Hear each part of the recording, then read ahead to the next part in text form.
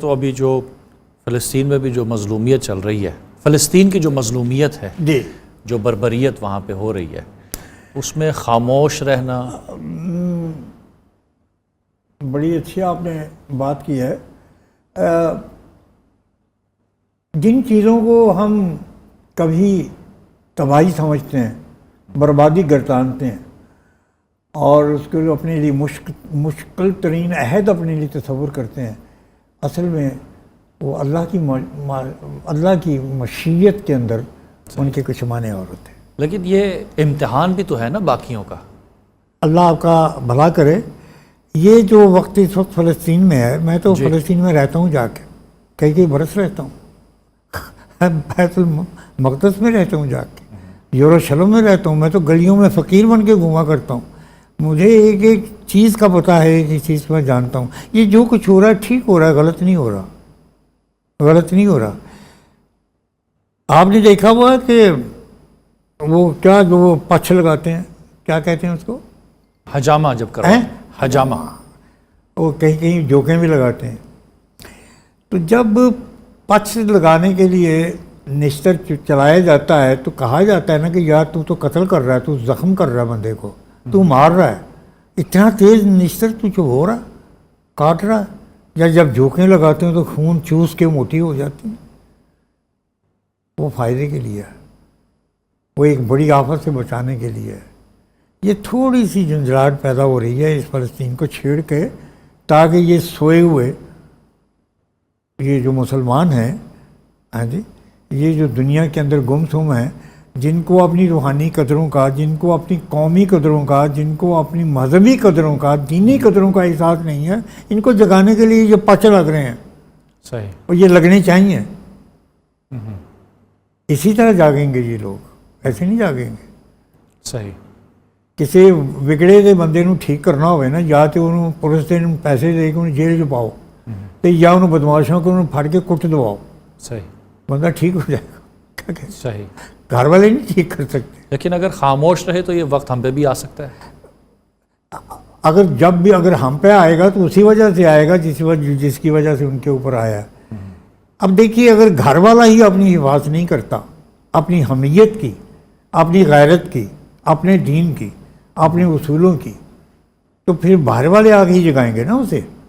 صحیح، اب دیکھیے نا، چور کو اگر آپ نے روکنا ہے، راہزن کو آپ نے روکنا ہے، تو اپنے در و دیوار کو مضبوط بنائیے۔ جی، اگر آپ نے اپنے ملک کو، شہر کو بچانا ہے تو قلعوں کی دیواروں کو اونچا کریں، آپ اوپر توپیں چڑھائیں، منجیقیں چڑھائیں۔ یہ نہیں ہے کہ اندر آپ انارکلی کے رقص کرتے پھریں۔ تو جب انارکلی کا رقص ہو رہا ہوگا تو سلیم صاحب جو ہے ہاتھ میں جام پکڑ کے پی رہے ہوں گے، ہیں جی، تو دشمن تو آئے گا پھر جلگار کرنے کے لیے۔ ہم سوئے ہوئے ہیں اور وہ ہمیں بیدار کرنے کے لیے یہ سارے مسئلے ہوتا ہے۔ جب انسان خود کوشش نہیں اپنے لیے کرتا، قومیں خود اپنی حفاظت نہیں کرتی، پھر ان کے لیے حادثات اور اس قسم کے واقعات ان کو جگانے کے لیے آتے ہیں۔ امت مسلمہ پہ اب لازم ہے کہ وہ جاگ جائے۔ جاگیں گے، اسی طرح جاگیں گے جب پھیٹے لگے گی چنگی بھلی، صحیح، تو پھر ان کو احساس ہوگا کسی کی حمیت کو، غیرت کو اور سوئے ہوئے کو، تینوں کو جگانے کے لیے کوئی حادثہ کرنا پڑتا ہے، کوئی ٹھاک کی آواز، کوئی بم پھوڑنا پڑتا ہے، کوئی پانی سٹنا پڑتا ہے، کوئی چھتر بازی کرنی پڑتی، صحیح، پھر وہ جاگتا ہے جو غفلت کی نیند سویا ہو۔ صحیح۔ اچھا جناب، اشفاق احمد صاحب کا کوئی خوبصورت سا جملہ؟ اشفاق صاحب میرے بابا تھے، ماں جی قدسیہ میری ماں جی تھیں، شہاب صاحب میرے بابا تھے، اور اپنا یہ سارے لوگ جو ہیں یہ میرے بزرگ تھے، میں نے بڑی ان کی خدمت کی ہے، اور یہ جو کچھ بھی میں کر رہا ہوں ان کی اجازت سے کر رہا ہوں۔ میرے بابا تھے، شہاب صاحب کے ساتھ میں بیت المقدس بھی رہا، ان کے ساتھ میں لنڈن میں بھی رہا، بڑی لمبی میری ان کے ساتھ زندگی گزری۔ اشفاق صاحب کے ساتھ بھی زندگی بڑی اچھی گزری، اور اشفاق صاحب نے یہ ساری کتابیں مجھ سے انہوں نے لکھوائیں۔ میں باہر تھا تو مجھے کہا کہ آ جاؤ لکھو آگے۔ میں نے کہا پبلشر پیسے نہیں دیتا، میں کیوں لکھوں، میرا دماغ خراب ہے، اور پھر ان کے لیے لکھوں۔ پھر اشفاق صاحب نے میری کتابیں، ساری کتابوں کے اوپر لکھا، اور جتنی میری کتابیں ہیں ان میں ماں جی، اشفاق صاحب، شہاب صاحب، سارے ہی بڑوں نے لکھا، اور آپ پڑھیے، آپ بڑا مزہ لیں گے آپ کہ زندگی کے اندر ایسے آہستہ زندگی کے اندر کسی بھی بڑے بڑے لوگوں نے نہیں لکھا کہ جتنی بابا جی کی کتابوں میں لکھا گیا۔ ایک جملہ جس سے بہت لطف آیا ہو آپ کو، جی، کوئی ایک ایسا جملہ ان کا جس سے آپ کو لطف آیا ہو؟ اشفاق صاحب کی ایک عادت مجھے بہت اچھی تھی کہ جن سے ان کو پیار ہوتا تھا وہ ان سے مادری زبان میں بات کرتے تھے، اپنی زبان میں، پنجابی میں، لیکن اپنی جو ان کی جو پنجابی ہے۔ صحیح۔ ایک بات تو اس کے بعد ایک جملہ جو مجھے بڑا ہی پسند ہے، جس نے میری زندگی کا رخ بدلا، اشفاق صاحب نے فرمایا کہ کبھی بھی اچھا اور برا بننے کی کوشش نہ کرو۔ کیا جی؟ اچھا اور برا بننے کی کوشش نہ کرو، ہے جی، تم ایسا کرو کہ اپنے جو آپ کو فیکٹری ہے، جو آپ کو جسے بنایا ہے، جو آپ کا صنعت کار ہے، اس کو دیکھو کہ وہ کیا کہتا ہے آپ کو۔ صحیح جی، اچھا بننا برا بننا انسان کے اختیار میں نہیں ہے، یہ بھی انہی کی بات ہے۔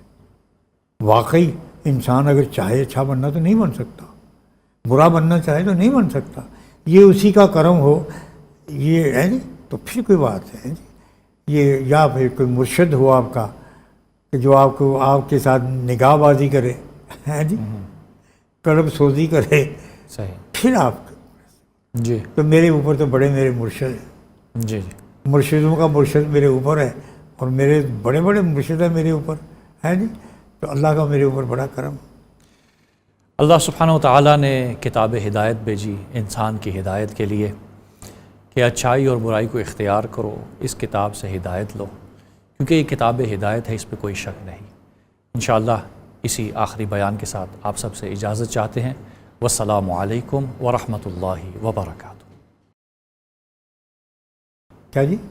اچھا اور برا بننے کی کوشش نہ کرو، ہے جی، تم ایسا کرو کہ اپنے جو آپ کو فیکٹری ہے، جو آپ کو جسے بنایا ہے، جو